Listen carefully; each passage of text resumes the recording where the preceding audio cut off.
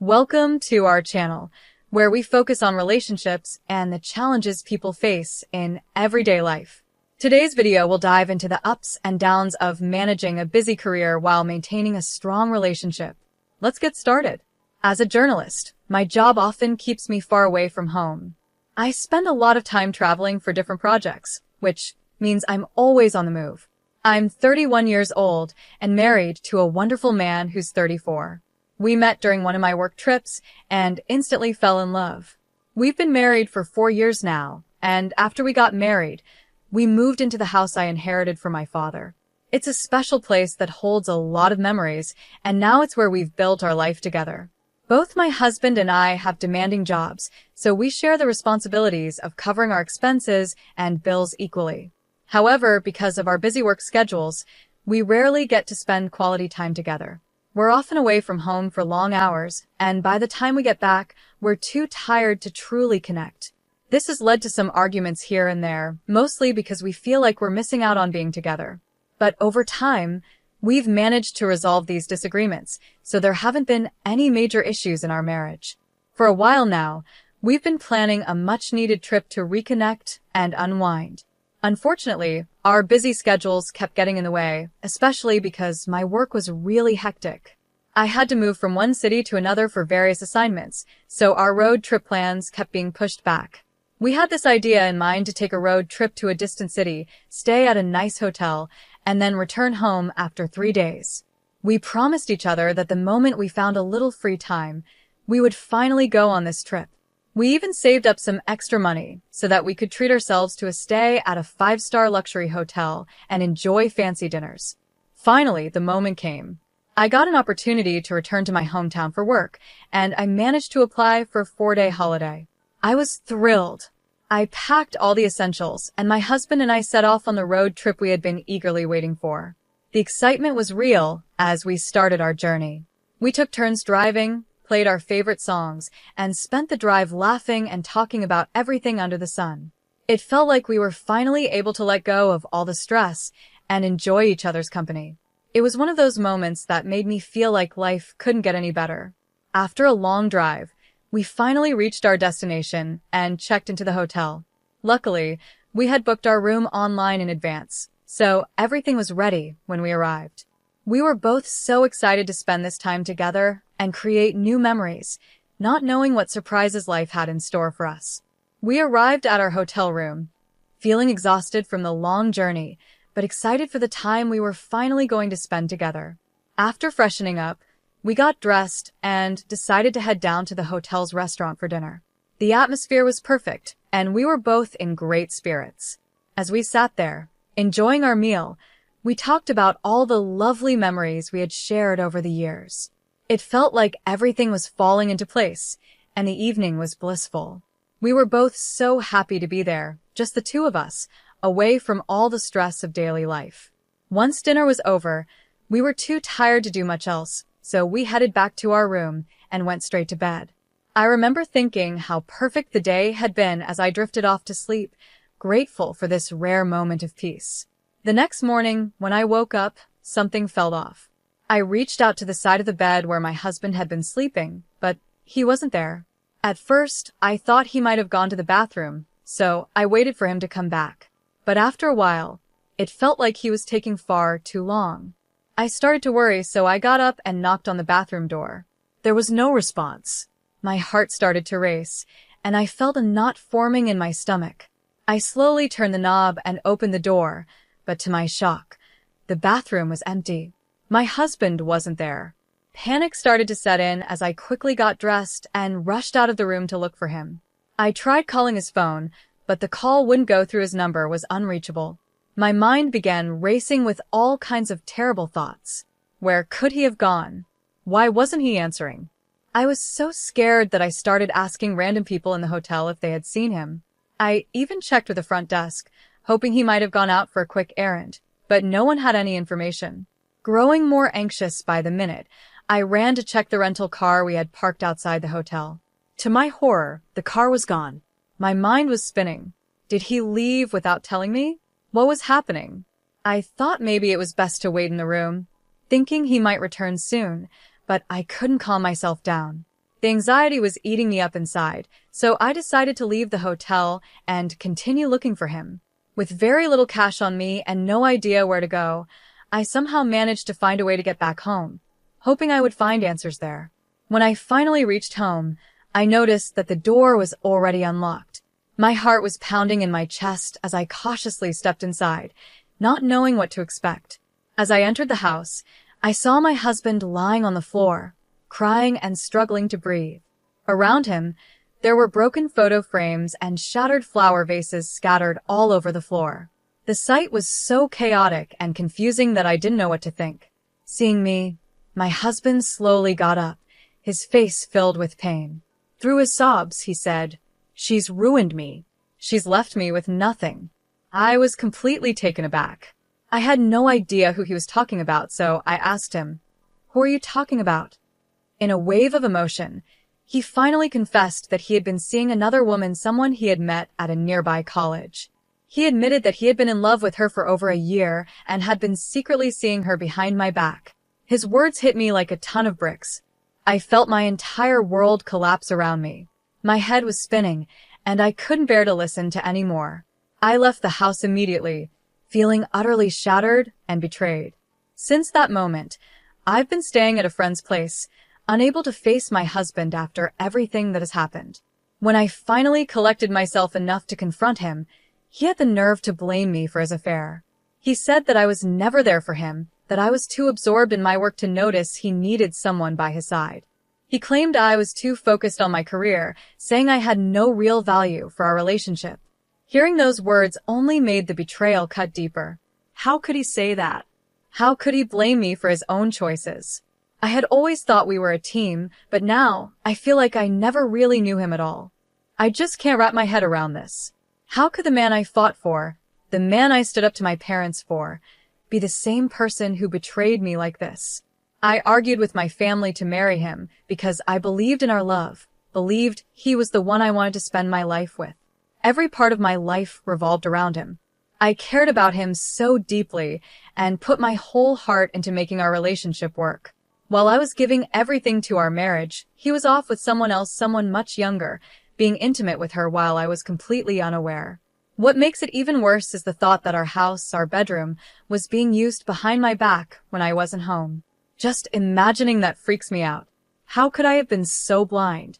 Looking back now, I realized there were small signs, tiny hints here and there that something was wrong, but I never gave them enough attention. I ignored the gut feelings and trusted him completely. Now, I feel like such a fool. I can't even look at myself in the mirror because I feel like I was being played this whole time, like I was a clown in this twisted game. And to think, he had the audacity to confess everything to my face. He told me that he fell in love with this other girl, a girl who ended up leaving him for someone else. Now he's sitting here, heartbroken, crying about his loss, as if that's supposed to make me feel sorry for him. How can I even process this? How could he tell me he loved someone else while still being married to me? And now, he's heartbroken because she left him? The whole situation is so absurd that I can't even comprehend it. So, here's the latest update on my situation. My husband came to me recently, begging me to take him back.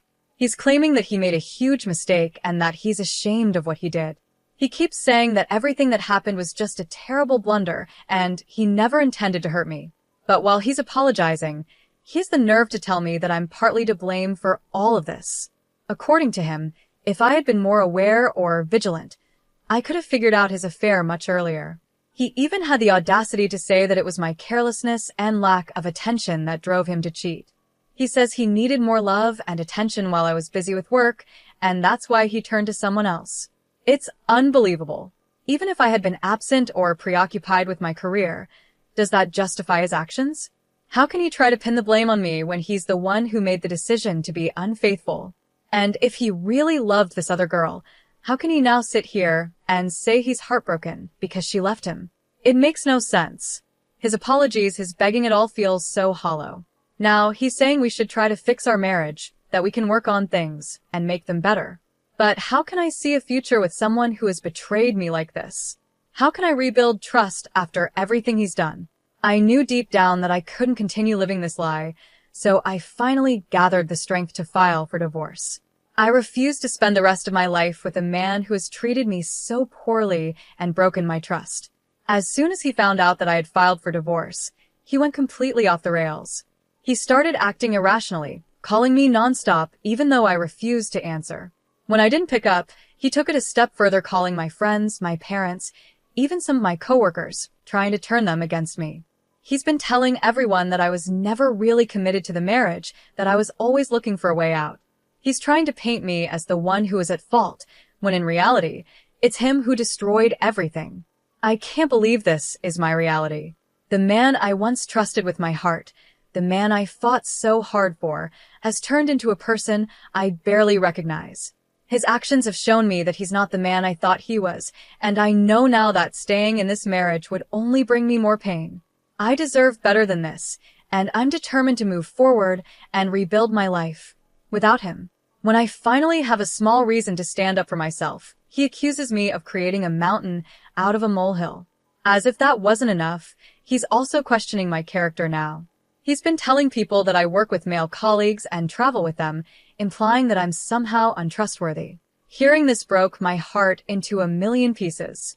How could he say such things about me? I've always been respectful, always honored our relationship, and never gave him a reason to doubt me. Yet, here he is, tearing me down and attacking my character, all because I dared to stand up to him. I can't believe this is the same man I fell in love with, the man I fought so hard to marry. He used to be my whole world, someone I thought about constantly, someone I built my life around. But now, it feels like he's become a stranger. How could he stoop so low as to insult me like this? He doesn't even think before speaking these hurtful things. To make matters worse, my parents called me, asking me to reconsider my decision to divorce him. They believe that, in every way, we are perfect for each other, and that I should give him another chance. They're worried about what my life will look like after the divorce. They think I'll be the one to suffer while he moves on and finds another woman, just like he did before. But the truth is, I don't care anymore. He could find himself 3 new women, for all I care, and it wouldn't make a difference to me. There's no room for him in my life anymore. I don't understand why my parents want me to stay stuck in this toxic situation with a man who has proven himself to be immature and unfaithful. I'm a well-established woman. I have a good job, a stable income, and I own my house. Why should I compromise and give him another chance after everything he's done? Did he stop to think about our marriage when he was involved with that younger girl, someone who clearly didn't care about him or our relationship? Of course not. So, why should I be expected to overlook it now? My friend supports me completely and has told me she will stand by me no matter what decision I make. Her support means everything to me, and it helps remind me that I deserve better. As for the house, I'm the one who owns it, and I've decided I'm going to kick him out. He doesn't deserve to stay here, not after everything he's done. I think that's part of his problem, too. He knows he'll be homeless unless he moves back in with his parents, and that thought probably terrifies him. But that's not my concern. He made his choices, and now he has to deal with the consequences. My husband is nothing but a selfish, ungrateful man. He had a loving wife who built a career, owned a home, and worked hard to keep the marriage alive, yet he still betrayed me. Just because I was busy with work and away for some time, that didn't give him the right to do whatever he wanted behind my back. It doesn't excuse his behavior, and he knows that. Even now, after everything, he still isn't truly ashamed of what he's done. He's still asking for reconciliation, as if things can go back to the way they were. But he never stops blaming me, saying I should have known what was happening. How could I have known? I trusted him completely, and he took advantage of that trust. Looking back, I feel sorry for myself. During that road trip, I honestly thought everything was perfect. I thought we were finally getting back to a good place in our marriage. Little did I know, my husband had already broken our vows long before that trip, and all my efforts to make things right were wasted on someone who didn't deserve them. Now, I see things clearly. There's no going back. I'm moving forward with my life, leaving him and all his lies behind. And though the road ahead might be uncertain, I know I'm doing the right thing. I deserve better than this, and I'm not going to settle for anything less. I'm honestly relieved that everything has finally been uncovered in such a dramatic way. Now, She can stand up for herself and make decisions without living in the dark anymore. The real issue here is clearly her husband. He's the one who caused all this pain, yet I can't understand why her parents are pressuring her to go back to him. Why would they want her to return to a life filled with lies and betrayal? This is a time when they should be standing by her side, offering support and understanding. She's going through one of the hardest moments of her life, feeling shattered and broken, and instead of helping her, they choose to back her husband, who clearly doesn't deserve their support. It's heartbreaking to see that her parents are pushing her toward a future that's filled with darkness, all because they believe she should stay married. In reality, this is the moment when she needs them the most. She's in a fragile state, trying to find her strength again, and it's painful that her own family is siding with her husband, the very person who betrayed her. She shouldn't be pressured or made to feel guilty for wanting to leave someone who doesn't value or respect her. She's a strong, independent woman who can take care of herself. She earns her own living, has the means to afford a life without him, and is confident in her decision to move on. I truly believe she'll lead a much better life without that shameless cheater dragging her down. I admire her for her courage in choosing to walk away, despite the pressure from her parents. She knows what's best for her, and she's not willing to compromise her happiness any longer. One person who deserves a lot of appreciation in this situation is her friend. Not only did her friend open up her home and take care of her while she stayed there, but she also supported her in her decision to separate from her husband. That's what real friendship looks like, being there when someone needs you the most and offering a helping hand when life gets tough. In this case, her friend is acting more like a family member than her own parents, who seem to be trying to push her back into a miserable situation. Meanwhile, her family, instead of offering love and support, seems determined to push her into a hellhole by making her go back to her cheating husband. It's shocking that her friend is the one acting with more care and compassion, while her parents seem to be blinded by their desire to see her stay in a marriage that's clearly broken. Sometimes, friends can feel more like family than your own relatives, and this is one of those moments. Switching gears to a different issue, I've been dealing with a problem at home that's been bothering me for a while now. Ever since our daughter was born, my wife has developed this unhealthy habit of buying way too many clothes and toys for her. Our daughter is only 5 months old, yet my wife is already buying clothes for her that go up to 2-year-old. As a stay-at-home dad, I'm the one doing most of the baby-related work, so I know firsthand that we don't even change our daughter that often during the day. She barely wears half of the clothes my wife buys for her, and I honestly don't see the need to keep hoarding all these outfits that we won't use. Instead of spending money on things our daughter doesn't need right now, I think that money could be used for more important things, like saving for her future preschool fees or even just adding to our savings for emergencies. The problem is, my wife doesn't seem to see it the same way. After she finishes work and helps with the house chores, she goes straight to her phone and starts browsing online, especially on Amazon. She orders these baby clothes in bulk without a second thought, and she doesn't even talk to me about it. Some of the clothes she buys are from high-end brands, which we don't need, and I've been too afraid to let our daughter wear them in case she stains or ruins them. It's frustrating because, at the end of the day, our daughter is going to grow out of these clothes within the year, and all that money is being wasted. It's not like these outfits can be repurposed or used for long, so what's the point? I decided to take matters into my own hands and gave away some of the clothes designed for ages 8 months and above. I passed a few along to my sister, who also has a baby girl, and donated the rest to a local charity that helps single mothers. I feel like it was the right decision. Our daughter already has more than enough clothes to last her a year, and we don't need any more. It's hard to understand why my wife feels the need to keep buying more when we already have plenty. At this point, it's better to put that money towards something that will actually benefit our daughter in the long run, like her education or savings for her future. But for now, at least I've cleared some space and helped others in need with the clothes that we won't be using. I wasn't planning to tell my wife about what I had done until things took an unexpected turn at a recent family gathering. My sister was there with her little girl, and as fate would have it, my niece was wearing some of the very clothes my wife had bought for our daughter. When my wife noticed, she immediately confronted my sister and found out the truth that I had given those clothes away. My wife was furious when she realized what had happened. Looking back, I can understand why she was upset. Maybe I'm the one to blame here. I should have asked for her permission before giving the clothes away, or, at the very least, I could have tried to resell them to get some money back. But deep down, I knew she wouldn't agree with that idea. That's why I felt like I had no choice but to make a tough decision on my own. From my point of view, those clothes were better off with someone who actually needed them. Our daughter already had more clothes than she could wear, and there was no point in keeping more that she'd likely outgrow before getting a chance to wear them. I tried explaining this to my wife, but even after apologizing and sharing my reasoning, she's still upset with me.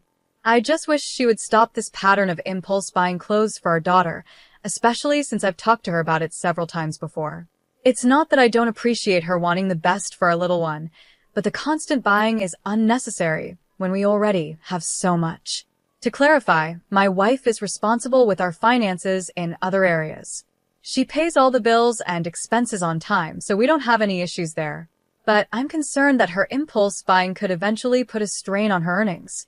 The money she spends on extra baby clothes could instead be going into our joint savings account, helping us build a more secure financial future.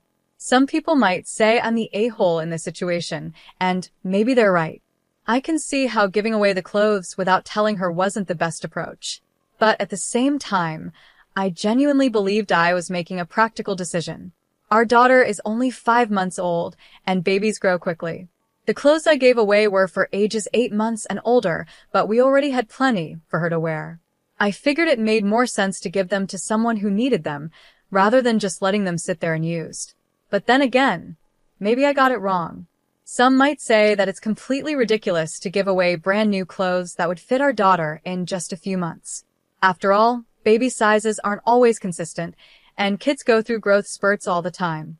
I guess I didn't fully consider that we'd need to have the next couple of sizes available for when she grows into them.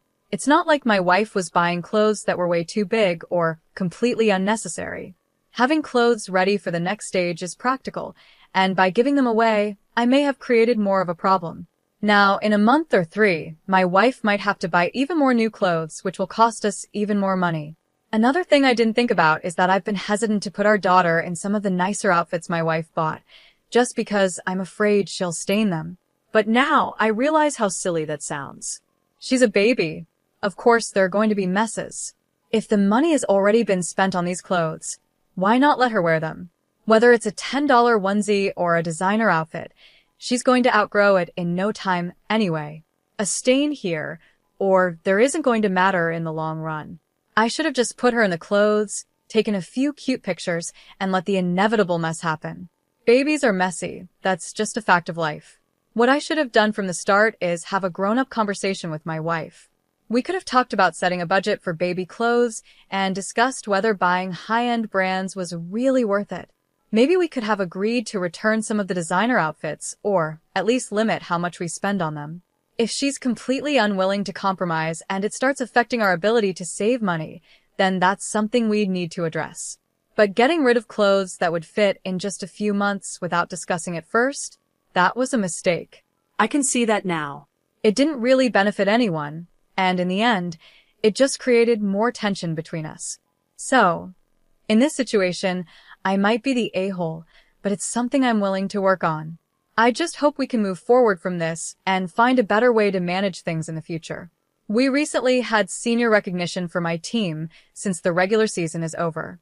Each year, the seniors are recognized for their accomplishments both on the team and academically. They are escorted by their parents and receive a framed uniform as a gift. When introducing the seniors, they say, "Here is first name, last name from hometown, escorted by her parents, mom's first name and dad's first name." I asked my coach not to use my mom and stepdad's last name because it's different from mine and brings up some uncomfortable feelings. I'm 25, and I asked my mom and stepdad to escort me since they were there for me almost every day of my childhood. They supported me through the good and bad times, even when I was a difficult teenager. My stepdad stuck by me and loved me, even though I didn't like him at first because he wasn't my biological dad. I thought it was impossible for him to love me as much as he loves my half-siblings, but he always did. To me, they're not half-siblings, they're just my siblings. On the other hand, my dad, stepmom, and half-siblings lived in another state. I saw them during some school breaks and holidays, but once I started practicing every day, I saw them less. My dad and stepmom would visit me once a month, but my stepmom always seemed upset that my dad would spend time with just me during those visits. My dad and stepmom came to my last competition of the regular season. I hadn't told my dad it was senior recognition because I didn't know he was going to show up. When they found out, my dad was sad and my stepmom got upset. I told them both that they are part-time parents and that it didn't make sense for them to expect credit for raising me or supporting my athletic career when they lived so far away. Later, my dad called me crying, which is rare for him. He told me how much he loves me and how hard it was for him to be away. My stepmom just lectured me, saying they did their best by visiting once a month. Now, I feel a little guilty for not telling my dad about the recognition and for yelling at him. But my theory about my stepmom not wanting me to have my dad's attention all to myself still feels true. I don't think I'm in the wrong here. I also imagine that my half-siblings might feel the same way about my dad choosing me and my mom over them when we were younger. I was a baby and didn't understand what was happening, but looking back, I can see he didn't treat them fairly. After asking my parents some vague questions, I'm pretty sure it was mostly my mom's influence, about 80%, and 20% my dad's fear of causing problems or conflict. If you want a relationship with your dad, I'd suggest directly asking him why he hasn't been around, and whether it was because of your stepmom. You're still young, so if you want to, you can try to fix things with him. My half-siblings are in their late 30s and early 40s now, and my father has already passed away. Either way, though, you're definitely not in the wrong here, and you never will be. You're not at fault. Being a parent who only shows up during vacations is a choice. If your kids are important to you, you do everything you can to be part of their lives. Your dad chose not to be involved, and from the sound of it, your stepmom encouraged that choice. They can't expect anything from you. That said, if this situation has made your dad realize he's been absent, you could sit down and talk to him, just the three of you, about how you've seen his role in your life and what you'd need from him if he wants a better relationship with you. But that decision is 99% up to you.